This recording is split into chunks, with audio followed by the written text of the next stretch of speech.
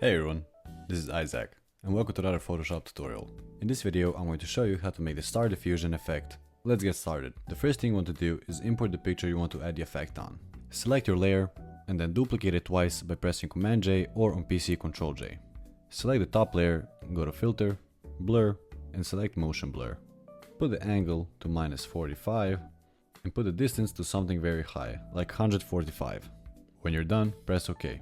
Select the layer beneath, go to Filter, Blur, Motion Blur, and select the angle to 45. Put the same distance. Select the blending mode to screen for both of those layers. While holding Shift, select the two layers and merge the layers.